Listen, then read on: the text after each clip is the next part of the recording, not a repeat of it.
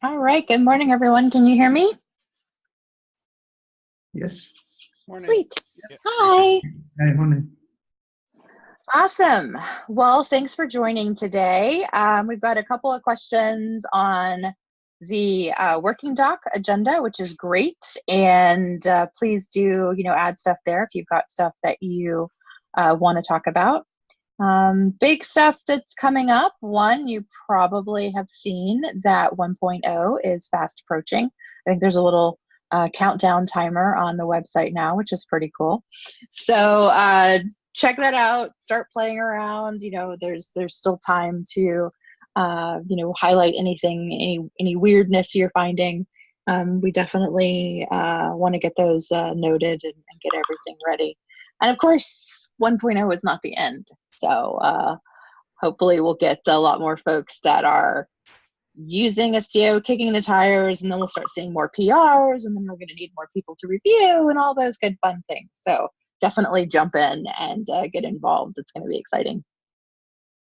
Real quick, I just wanted to do kind of a recap of OzCon last week. I know some of you were there, some of you weren't. If you weren't able to attend, we did have the first Istio day, which was super exciting because this was not a day that we asked for. So this was literally OzCon programming committee recognizing that Istio was a big topic of interest and putting the day together. So that was really exciting. I know a lot of you submitted to the CFP. So we had some great talks, which are recorded, I believe. So I'll do a blog post once all those videos are ready and link out to all of them so we have everything together at once. But it was really awesome to have a lot of the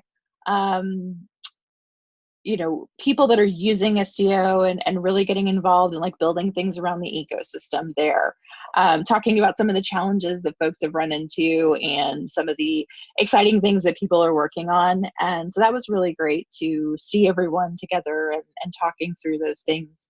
Of course, this week is also Google Next. There's a lot of the Google Istio team that is there. So hopefully it looks like we've got some Red Hat folks and a couple of IBM folks on the call as well. So hopefully some of the core contributors can help out with some of the questions. But if not, we'll get answers as soon as we can. We should be back on a relatively regular, non-crazy conference time schedule fairly soon. We do have some exciting stuff that is coming up as well in the community. I actually have multiple links open for it that I'll add to the community calendar today. But IBM's got a demo that they're doing on the 31st, which is really exciting, and it's going to talk about how to expand Istio by adding VMs. I'll put the link in our community calendar so you can see that. And then there's also Container Camp UK is coming up, and Lynn Sun will be speaking there as well about Istio. So that's exciting too. Then I'll put links to that, and that's in September. I also want to call out KubeCon is fast approaching. There is KubeCon China, which is going to happen in November. And then KubeCon North America is happening in Seattle in December. The call for presentations for those is rapidly approaching. China actually has already passed, at least for the big sessions. But for Seattle, I believe it's August 12th, something in August. Pretend it's August 1st, because we all know you wait till the last minute anyway. But yeah, so get those in, and definitely Seattle should be a really big one, which is going to be exciting. So there should be a lot of great folks there and a lot of interesting opportunities to do some cool stuff around Istio there. So we will look at other opportunities that we can do there as well, in terms of getting together and things like that. One of the fun things at OzCon was just there was the IBM had a meetup during OzCon where, we kind of did an overview of Istio, and that was a really great way to meet folks in the community and have, I think actually about half of the people at the meetup ended up staying around to like 10:30 just chatting, which was kind of cool. We got kicked out of the convention center. So it was really neat to, as the community lead, it's of course very exciting to see things like that. Everybody's getting along and liking each other. So we should plan to have some fun stuff in Seattle too. And as always, if you are interested in doing a talk, but you're looking for a co-presenter or just want some help, kind of kicking around the idea for your CFP, you're welcome to email me and I can connect folks together. And then I would also suggest joining in the Rocket Chat. And we've got a channel that's specifically for events. And that's also a good spot to kind of, pop in and say like, hey, I'm trying to get some help with a CFP or wanting to present at an event. So. All right, so I'll quit talking for now and open the tab. All right, so we've got a couple of questions. Before we jump into questions, though, I'm going to mix up the agenda a bit, and I'm going to turn it over to Spencer because he's got a really cool update that he wanted to share. Spencer, are you on? I think I am. Can people hear me okay? Yeah, and I'm super jealous of that chair. Oh, thanks. So my name is Spencer, kind of a new Istio community member. I don't know everybody as well as I'd like to, but hopefully we can get that fixed. Kind of what I do over at IBM. So I work at IBM and, they have me, talking to developers and stuff. And so one of the things we're doing for that is like a lot of Twitch streaming. And so I thought it'd be a cool idea to do like sometimes when they release a video game, they do an all day Twitch party celebrating that video game. And I thought maybe that'd be a fun thing to do for the Istio 1.0 launch. And so I'm gonna share something that's just like some slides I threw together in 10 seconds and then this is gonna be like 4 minutes, I promise. Promises. So basically, I think it would just be kind of cool to do a Twitch stream. For anybody who doesn't know, Twitch is basically just an online streaming platform. It's really popular with the gamers, but there's a lot of developers there and programmers and stuff. And so what we've been kind of doing, and AWS has been kind of doing, and other people have been doing, is using this stuff called OBS, which is GPL, and just sort of broadcasting content and conversations. And so for August 17th is kind of the day we're looking at, is doing like a possibly up to 6 hours if we can get enough content, streamed live from San Francisco and have people in. We're gonna have a couch for just conversations and interviews, and a desk for people who want to show slides or do a demo or anything like that. And I'd like to get as many of the Istio people in a nice diversity of companies and backgrounds and stuff in there as well. Buy some balloons, have some cake, and just sort of generally have a nice little day. And I think that'd be cool for a lot of people who don't really know what Istio is or have lost the thread on Istio because, sometimes it gets lost in all the Kubernetes noise. So I think that'd be really fun. That's what we're trying to do. I'm happy to answer any questions. And if you're interested in participating, this is my contact info. Are there any questions before I hand it back to April? One brief question. Where is it going to be in San Francisco? So that's a bit of an open question. Since I'm at IBM, it's easy enough for me to just say, we could do it at Watson West, which is right there at 505 Howard. It's somewhat open, but that's the place where I have kind of the most influence in terms of hey, I need to put a couch in and take over for a day and set up a bit of a recording studio. The other thing is, me and some of the people at IBM have a fair amount of experience with this. So it's like the lights and the camera and the switching is all going to be handled by us. So people just show up with a personality and a demo, put 2 or 3 people on a couch, put party hats on them, and hope it generates some good content. Great. Just asking because I'm 2 blocks away. So. Oh, great. Awesome. Hey, Spencer, this is Nilesh. I know the answer, but I will just ask for the others. If someone is interested into joining this Twitch stream and if they can't come in person, do you have any way to video record them? Yes, so we can. Yeah, so we can bring people in through Google Hangouts or something. We have a whole Zoom Blue Jeans system for doing that. If we do too much of it on the day, I think it'll detract from the overall production value of the thing. It'll just be like a series of webinars. I'm trying to keep this much more conversational. But if you're interested, please reach out to me and we can kind of slice those into the schedule. especially if people are in different time zones, right? Somebody's in Europe, we can get them right at the beginning of the day, stuff like that. Is there anything else? Okay, well, thanks, April, for giving me a little slot, and I hope to hear from you all and get to know you better. Yeah, this is really awesome. I love this idea. I think it'll be a lot of fun. And if you're not in San Francisco, you know, August is a beautiful time to visit San Francisco, especially with, what is it, everywhere else in the country is in like a massive heat wave, and even in Europe as well. And San Francisco is like the one spot that is normal. So come, hang out, visit us, play with Istio, and relax with the bay breeze. So yeah, that's really exciting. Very cool. If you have any questions, like Spencer said, reach out to him, or you're welcome to ping me as well, and I can connect you with Spencer. So yeah. And I'm in the Istio Slack too. I'm easy to find. Cool. Okay, so quick question. Looks like Osman's got a question. You got a lot of stuff here. Do you want to unmute and kind of talk through it? Yeah, sure. Hey, everyone. So I was running, can I hear, I guess everyone can hear me. I was running Istio on GKE, and it's just a version there. So I did the install using the auth for the mutual TLS, and everything was running fine.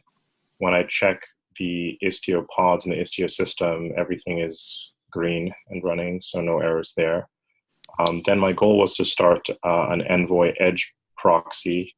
So I created a service and a deployment just using the setup to essentially receive level 7 requests through Envoy coming into the cluster.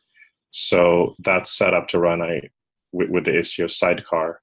So then I start it up and I run it, and everything is running fine in terms of the Envoy Edge proxy. So that's receiving requests, and I can reach the edge point TLS that I'd set up using Envoy. And it also starts up the Istio proxy sidecars. But for some reason, there's a crash loop backoff which keeps occurring in the Istio proxy sidecar. So I kind of just put some of the log errors there that I was seeing.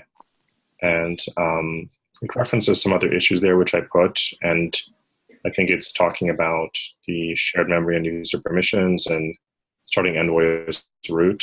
So I'm not sure if this is because both containers are running Envoy somehow or something, or what exactly I would need to look at.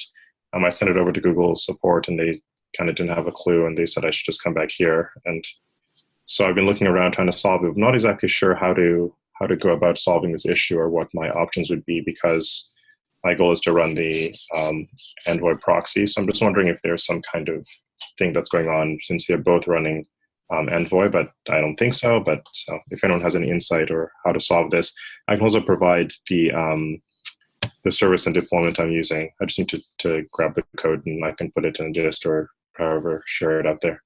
So, where are your logs? Pardon me? Did you say you posted the log somewhere in the chat or something? No, I just put some of the error messages in a gist there. The specific part from the logs that show the error. Oh, okay. I can post a lot more as needed. Yeah, I mean, I personally have seen a crash loop back off due to memory and a couple other issues. So maybe I'll take a look and see if I can help. Okay, sounds great. So the best way, I should just post more comprehensive logs in a gist for you, or what's the best way? Yeah, that's fine. Okay. I'll get that done in a bit. So the one thing that came to mind right away, which I saw when I was doing the test, I had to change the number of something. I have to look it up exactly, but the number of watches that Linux supported. I was having a lot of trouble running end-to-end tests with a out of resources problem and a crash loop, and then it wasn't obvious. But when I changed that with some help from Jason, I haven't seen it since. So that's one thing I could sort of suggest. I could get some specific details and try to post it in the chat here before the meeting's over. Oh yeah, that would be amazing. Which version of Istio are you using? I'm using just the version that's out there now. I think it's 1.0. The Snapchat version? for the pre-release? No, 1 second. I could confirm. I'll get into cluster and confirm. Yeah, because I remember just this past week there was some Envoy crash fix that people would have it coming in. So I'm just curious which version you had. If you are on the latest, I think that was yesterday's, which I suspect you probably are not. No, I set this cluster up about 20 days ago. So. Okay, so probably 08 then. Yeah.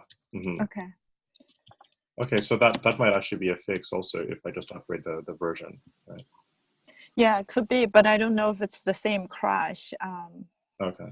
Yeah. Yeah, and actually, the thought I had probably doesn't apply since you're doing this on GKE.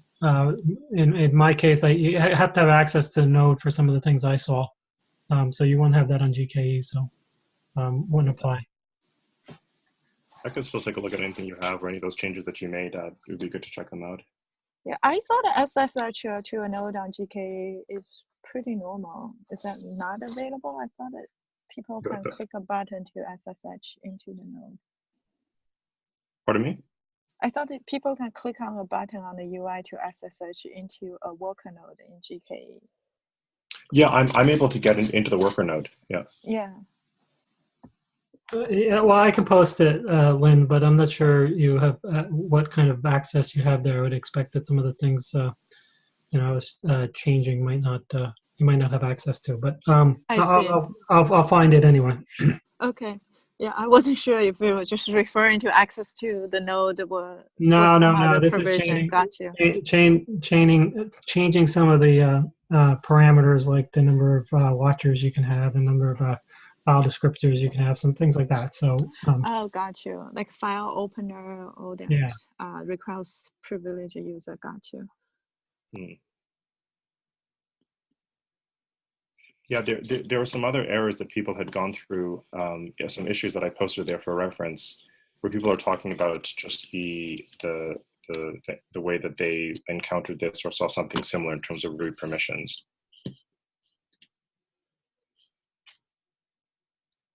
Yeah, just like when you start Envoy as root, the process is owned by root. When you try and start again as a regular user, it wouldn't be able to open that file, and then it dies. Delete the file and you can restart. But I don't know if I have access to deleting that file because the pods are just being managed by the deployment. So I wouldn't be doing any kind of manual file deletion. I think the best way is probably for you just open GitHub issues on Istio, so we can have people maybe from Google to take a look to see if it's GKE specific or if it's Istio specific. That might be better so that you have everything captured.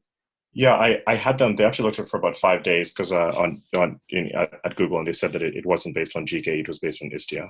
So I checked there first because it seemed like it might be something GKE specific, but they said it's not. Okay, but oh, sorry, I was just curious. Did you follow the instruction on installing Istio on the Kubernetes, GKE cluster? I know there's some IAM settings that you need to enable to run the cluster. Have you done those steps? Yeah, I did those and set the permissions because everything is. Well, the Istio, when I run the Istio get pods for the Istio system, everything is running there.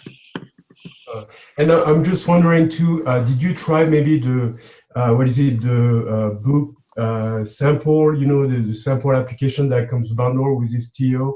Maybe try that application and see if you can get that one running? No, I didn't. I could give that a shot. So. It could be, it could be something there, in the recipes or something, but maybe just for, flat line, just trying out just a sample application and see if you can get that running. Just an idea. Okay. Yeah, I'll give that a shot too and see if the same error occurs. So. Cool. Well, thanks everybody for the suggestions. And Osman, if you try that and still have questions and are not getting help, ping me and I can make sure we get eyes on any open issues and things like that. Happy to help. All right. Awesome. Thank you very much. Yeah.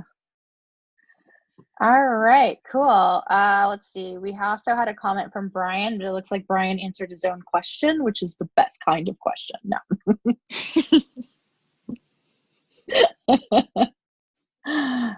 But yeah, so changelog looks like, yeah. I will, yeah, so as the rollout to 1.0 is happening, there's a whole lot that's going on around docs. And so I know that there's a lot of changes that are happening there. I'm not sure if there's anyone on the call that's from the docs working group that can kind of give a general update, but yeah, I don't see them. But yeah, so there's a lot that's going on. But if you see anything weird or wonky, do point it out so we can make sure we get it either whether it's a link or whatever, because there's a whole lot that's changing. And if there's a doc that you think is missing, you're welcome to write it. That's my, open source plug all the time. PR is welcome. Yeah, I think, I just spent quite a bit of time of recent, on the 1.0 snapshot release. I think there's, quite a few things, lacking in the documentation. For example, I think it was in the, I forget if it was in the circuit breaking or the rate limit policies that you set up. That references Alpha 2 resources that are not at all in the documentation right now. I think it's the deprecated API or the Alpha 3. So I think that would be maybe useful there. Okay. And one thing that I run into, it's kind of interesting, I've been using Istio since release 0.3. And so I've been used to the old API, which I thought was much more intuitive for somebody coming into Istio and understand how everything works. The 1.0 API or the changes after 0.8 to me are definitely more granular, so you can do a lot more things with it. But I think they're edging a little bit on the science project. I think it's made the entry point into Istio a lot much more harder to grasp. And one of the features, I just did a presentation last night on Istio, and one of the things that I think has been dropped, which was in the old API, we had this notion of precedences. So you can set, precedence of one rule over another by giving it, a different priority number. And I think that's actually gone now. And, with the new API, it's more like, when you're doing your matching, you're matching on the first clause that we match, the expectation, whether it's a header or a cookie or something, will be triggered. And I think we've lost functionality there in terms of, I had a demo that basically, set up faults on the service. And then I had another rule that set up retries, with a different precedence. So I was able to, in essence, check out my retry logic by injecting a fault into the service. And I think that is gone now with the loss of precedences, because only one of those rules will be fired. I mean, I could be missing something there, but I do see some big loss here in functionality, I think. Can you document this? Because I haven't tried retry with presence together, but I've been using without retry fine. It's based on the sequence you are having Correct. in your YAML. So I like you document this and have people who did the spec initially take a look. Okay, yes, I will. I will file it because I think that's, maybe I'm missing something, maybe it is still there.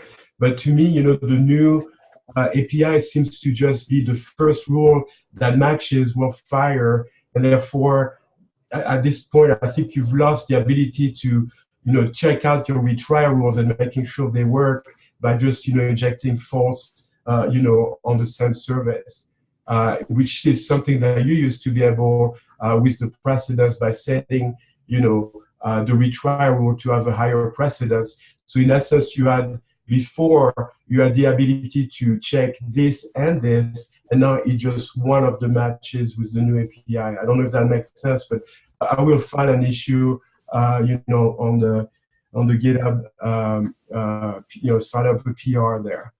Okay, that's great, because we were under the impression the new one is actually much more clear, but honestly, like you said, I haven't tried with the retry context. Yeah, because I get that, but it seems like I was trying to do the same demos that I had before with the old API, which I didn't have to change any of my code, and for me to show the retry, actually to force in my code an error. So every 2 calls I will fail, so that I could actually demo the whole retry, which was kind of bad, right? Because that's the whole premise, is not having to change your code with this. So that was one thing, and then one thing that really tripped me big time going from the old API to the new API is I used to fail, had a fault policy set up with a 400 to show failure, like 40% of the time or 50% of the time.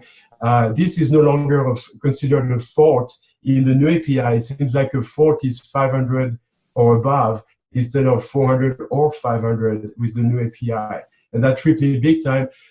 It's not in the documentation. It just says, if the service fail, it doesn't actually specify which, error codes you'll be looking at, which I spent quite a bit of time trying to figure out, was it my setup that was wrong, or I was actually missing something. And this is something that was fine, in the old API that we've lost in the new API. Does that make sense? Yeah, that makes sense. I'll bring to the network team now on Slack and let them know that the 400 are not treated as fault, which just generate a lot of confusing on the user side. Yeah, that is not documented either. I luckily, I had posted on, I think on the Google group, and somebody was kind enough to reply saying, by the way, 500 is actually considered a failure, not a 400. And that's something that used to work in the old APIs. So if we change to have better documentation, you think it will be okay? But I do agree with you. You have to change your code a little bit too with the error code, which is because annoying. This is there's a distinction in the HTTP specification. There are 400, 500. I think should be considered a problem. With your service. Yeah. And also, just since, you guys might be of interest, I've been playing with snapshot 0, 1, let's see, 1, 2, and 3, or 0, 1, 2, 3, I forgot. And I've seen a lot of scenarios that, to get my demo to work last night, I had to actually revert back to snapshot 2, because some of the stuff, I was trying, I think it was mainly in the circuit breaking and rate limiting. I was having issues with one version working, and the other version didn't work at all. So I had to kind of actually go back with an older snapshot to make it work, which I thought, would be improving over time. But I try to find a lot of the findings that I found, try to make that demo to work. And these are the 1.0 snapshots builds you are referring to? Yes, the 1.0 snapshot. Yeah, I was trying to, last night I was kind of like, okay, do I demo the old stuff, with the old API, which I had everything dialed in, or do I venture out and actually try out the 1.0 stuff and show, the users, the new stuff? And I figured, well, I should go for the new API. So I ran into a lot of issues trying to make the old demo work with the new APIs. Yes, that's probably at least a couple of days work, at least besides a day, just to be quite frankly with you. Yeah, it was the last 3 days. Yeah. Yes, it's typically a few days. Yeah. So if you're trying to do right before your demo, I wouldn't recommend it. I mean, it's fine because, I wanted to, check out the new stuff, and I agree with you. I think, in many ways, it's more, like having the ability to put everything in one file, with a set of rules, on the given service. I think it's a better approach than the old ways. But also, I think we've lost some functionalities in that transition as well.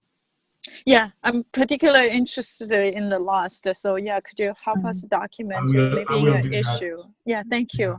Yeah, and definitely bring it to the working group too. Yeah. I know there's a lot of stuff happening in the chat. Were there any questions related to that topic?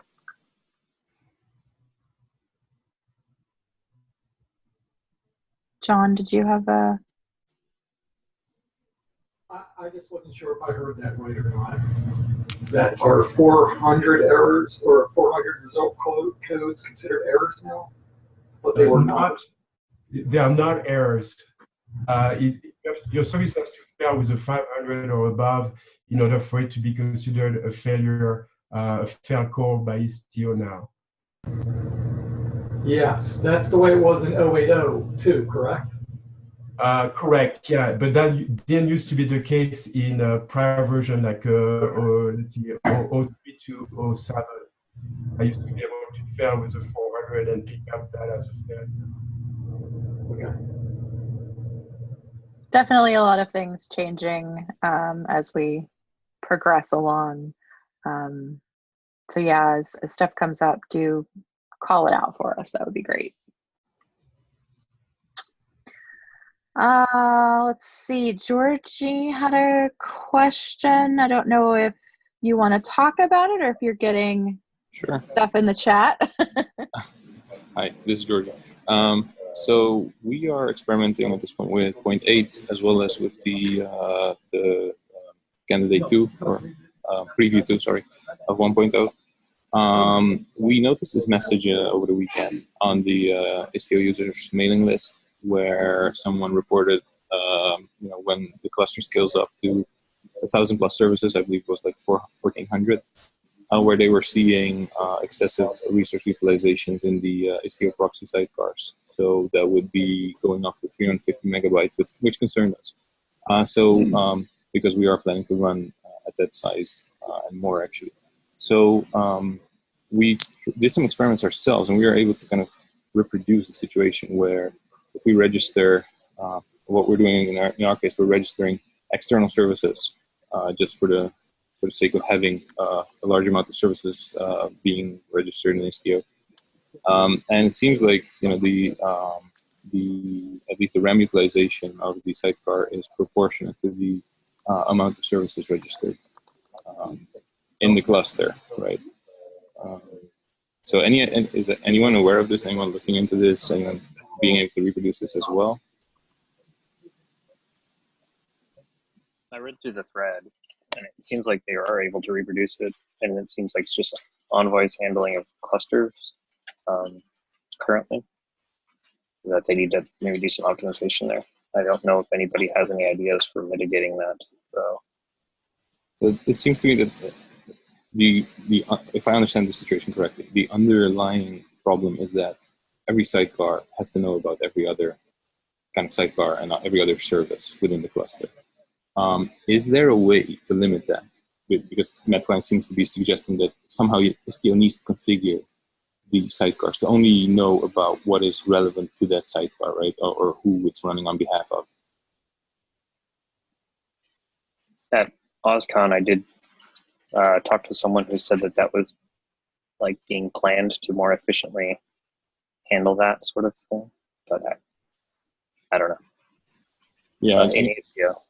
And again, I might be wrong on this, but it seems also that the full routing set, right, essentially that the sidecar uses is being eager loaded, right? The pilot sends everything in one go. Are there any plans or thoughts about lazy loading that data? Because obviously this currently doesn't scale, right?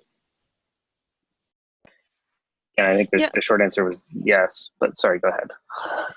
Yeah, I was going to say, I recall there was some discussion on it's what's been done today, but there are discussion going on going forward after 1.0 to actually push only the configuration you need.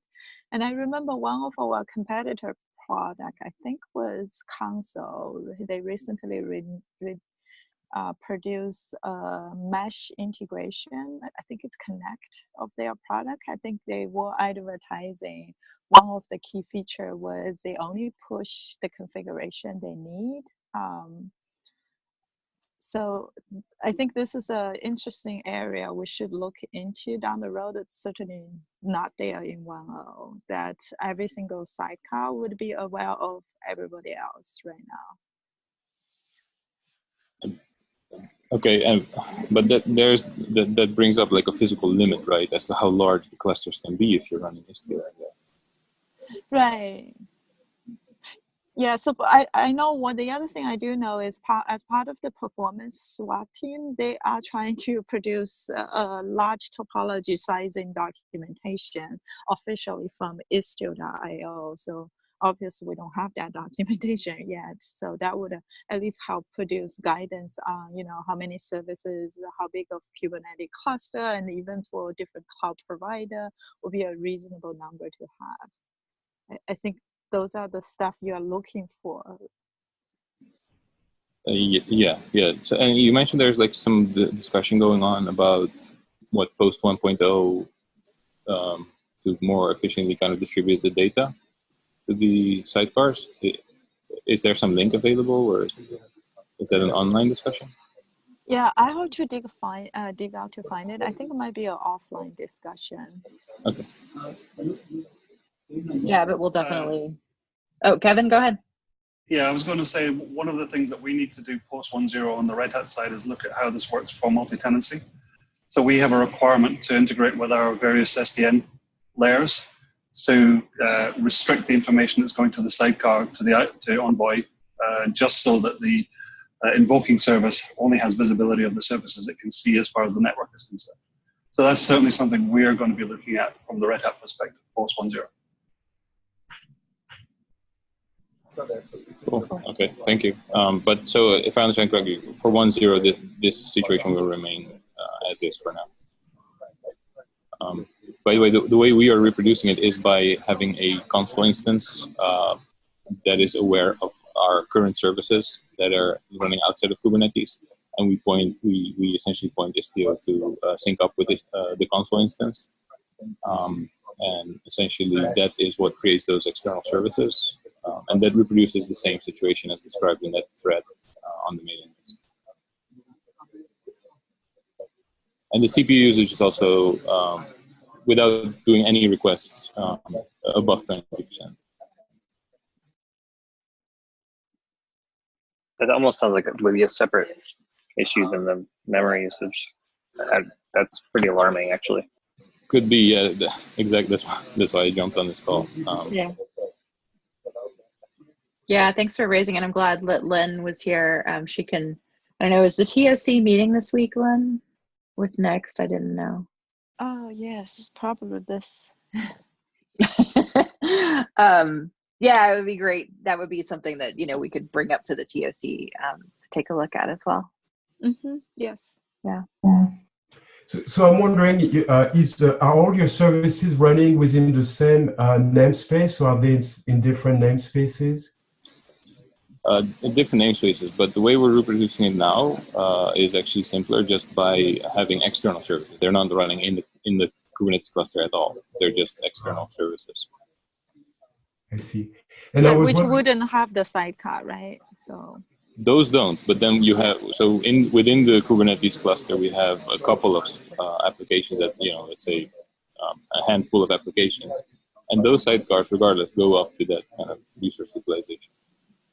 Mm-hmm. So it seems that, it's proportionate to the Kubernetes services that Istio is pushing out to the sidecars. But initially I was thinking maybe it's doing health checks, keeping additional state for every sidecar, things like that. But it shouldn't be doing health checks to external services, as far as I'm aware. No, it shouldn't. Yeah, we don't have such capability because we can't recover for you anyway. Exactly. So so then it seems like just the I call it the routing table, but whatever it's called internally, seems to be growing proportionate. Yeah. I'm not sure why, because it's not that much information. Like 1,000 services shouldn't amount to hundreds of megabytes of state in the sidecars. I'm wondering, do you have any policies set up for, like RBAC, saying, which services can talk to other services? Do you have any of that set up in your cluster? No, at this point we don't. Because I'm just wondering, if that information that are sent, to the envoy, I don't know the answer to that, but if you set up, security saying, okay, services in one namespace can talk to other namespace or not, whether, those rules will not be, pushed out, to each of the envoy in your cluster, maybe there is something there. I'm guessing, I don't know for sure. That would be, so that's actually one of the questions I had as well. Would setting up RBAC rules, if I recall correctly, RBAC is actually enforced in the mixer though, and it is the pilot in this case sending out the information. I'm not sure. I just learned this recently. They actually changed it in 1.0. I don't know which version you are using. So in 1.0, we added this new feature where there are two levels of caching of Mixer. So one is on the server side of Mixer. The other one is on the client side of Mixer, which is co-located with your Envoy sidecar as a process running inside of your sidecar. So that level 1 caching would also do authorization checkings. So the authorization doesn't necessarily need the Mixer server side. Okay, but it is the pilot that is sending out the information that seems to be causing the increase in utilization. Yeah, but I don't know if it would solve your problem. I was just saying it doesn't require Mixer, but I don't know if it would solve your large hundreds meg of state information in Envoy side. I suspect not. Okay. I suspect we'll still have that routes information, even though you can't talk to it, because with the one single configuration file, you could possibly open up the communication. And then did you validate what exactly is causing the 100 meg of state data? Was all that the pilot configuration pushed down to Envoy, like Envoy configuration file for XDS and like routes or content services? We're still trying to nail it down internally here, but we are, it seems to be the cluster information that is sent out by the XDS as well as the listeners. Okay.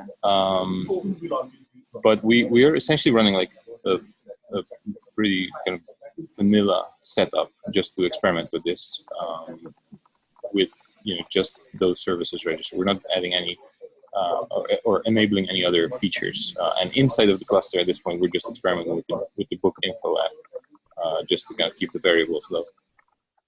I see.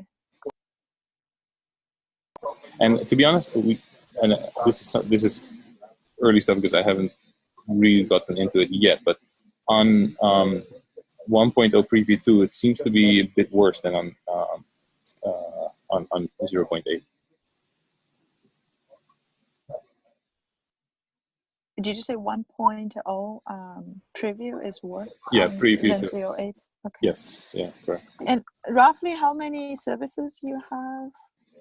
We're experimenting with around 1,000 or 1,000 plus.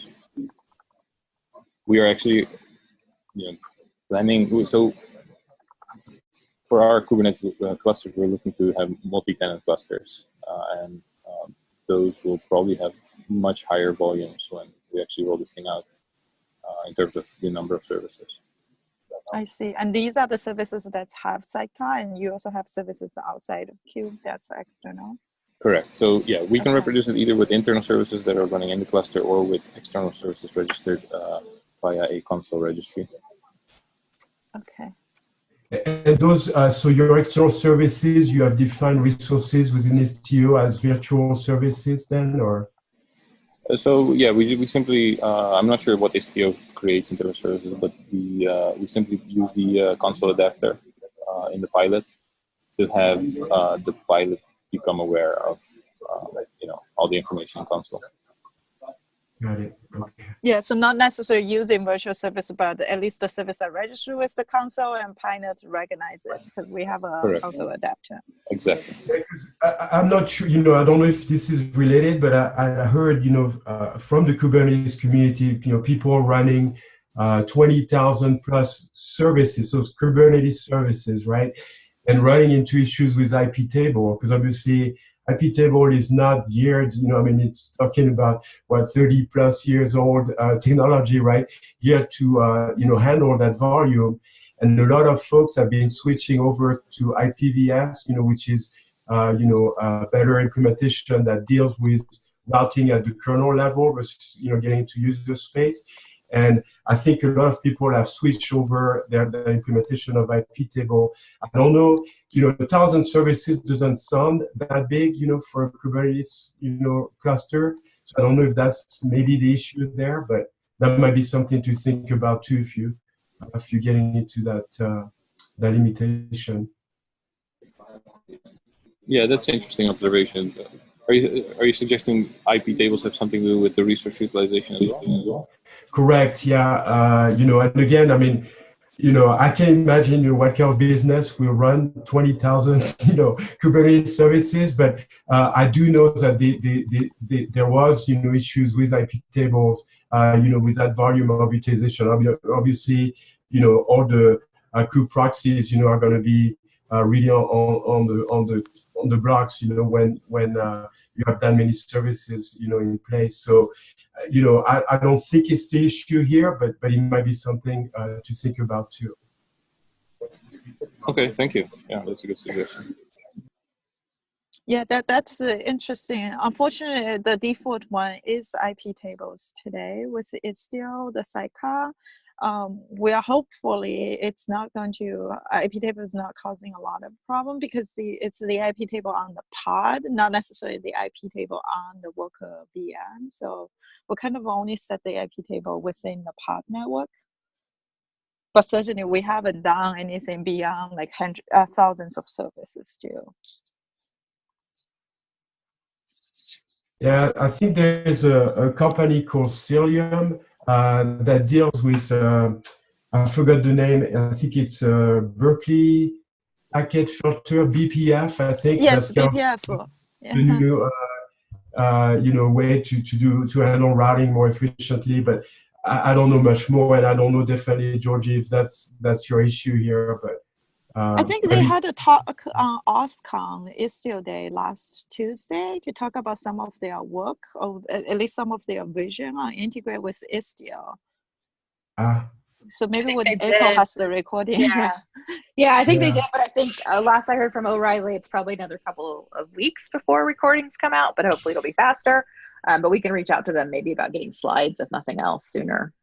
I think they also did a talk at KubeCon in Austin back in December, going on about BPF and how that integrates, especially with the difference in performance. Because if you don't use BPF, you're going up and down the network stack three times.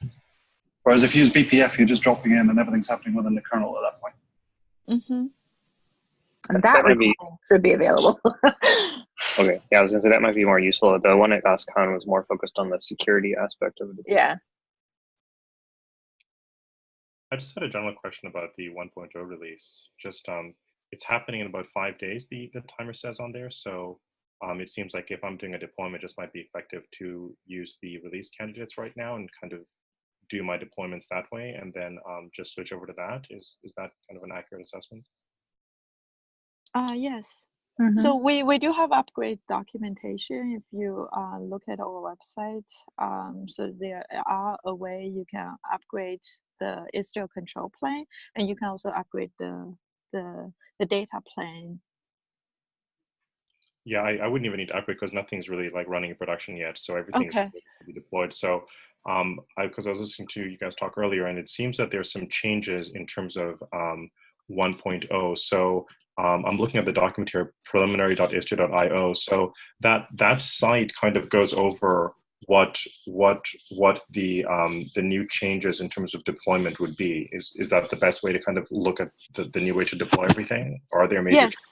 Yes, so that site is going to be live onto the default Istio.io next Tuesday. Whenever the Istio.io goes out, that's kind of how we stage things. Okay, that's great. So actually for my issue, what I'll do is I'll just rerun everything on the 1.0 pre-release and then just see if they come up there, and just kind of take it from there and file things relative to that once 1.0 comes out. Okay, thank you. I was just curious, are you running on like Minikube or GKE, your cluster? I just run everything on GKE right now with the latest version they have available. So.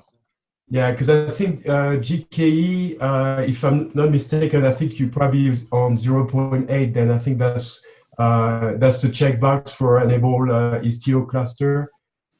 Is that how you deployed it, or?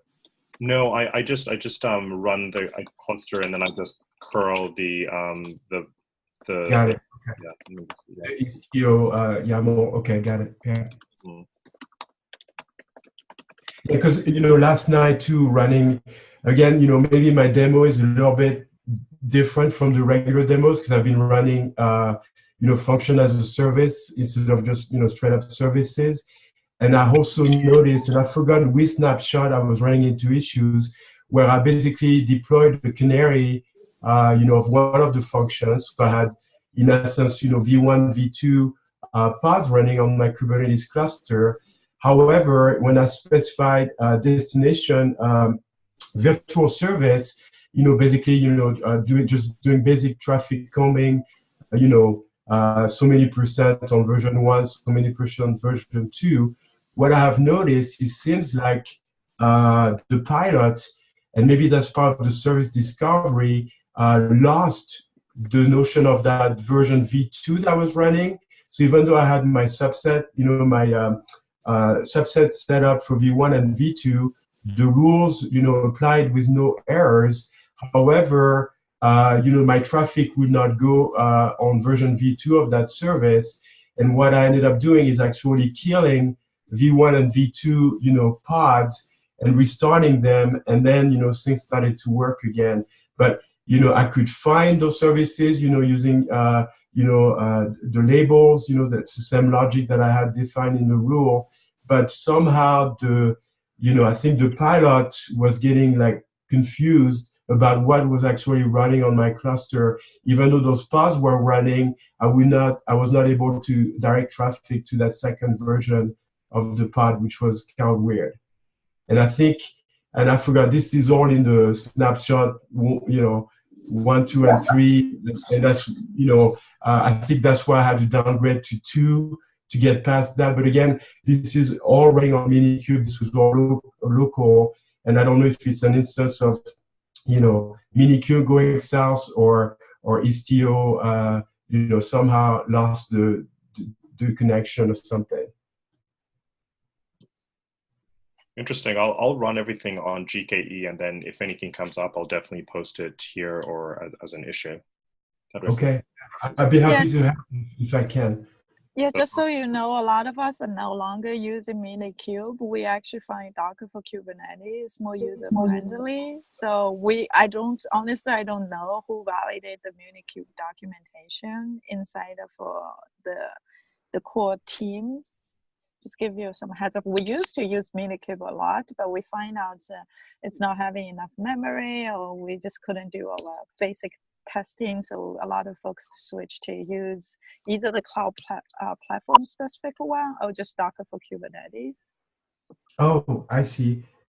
Yeah, because that's been, primarily all on Minikube. I think it's a, great way to kind of experiment and get, your policies set up correctly without incurring a cost. But I've not tried Docker, with Kubernetes. So maybe I'll give that a shot.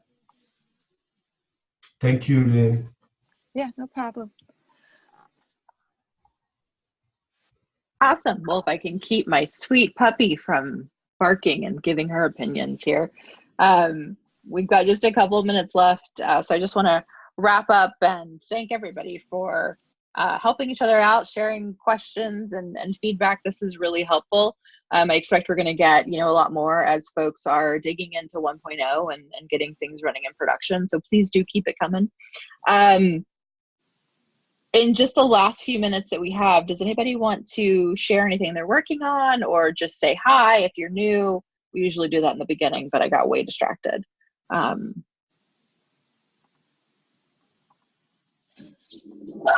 the dog does have more to say, of course. I'll introduce myself, I guess. My name's Osman. just new. It's my first meeting, I think. Looking to run Istio. Usually, my goal is to serve a bunch of gRPC services on Kubernetes. So I just wanted to use Istio to gain some more monitoring and insight. So yeah, I'll keep everyone updated as I get it going. Cool. Yeah, Osman's done a lot in gRPC, so it's exciting to have you over here in Istio as well. Awesome. Thanks. Question, there's not a whole, yeah, so the question, we've gotten a couple of questions about the Istio Rocket Chat. There's not a ton of activity in it yet because it is relatively new. There is, a lot of membership. Looks like there's roughly, 20 people that are online right now. But it's the best way for you to get support for anything is to do it via the mailing list, or of course, creating an issue on GitHub. The chat is there for, kind of like the conversation that we were having in this meeting. And then, just to get more of that kind of, the rubber duck conversations that you need help with to talk through. But if you're looking to get support for something, the best way to do it is on the mailing lists or a GitHub issue. And the reason for that is because we want it to live forever. Because if you've got the question, somebody else probably does as well.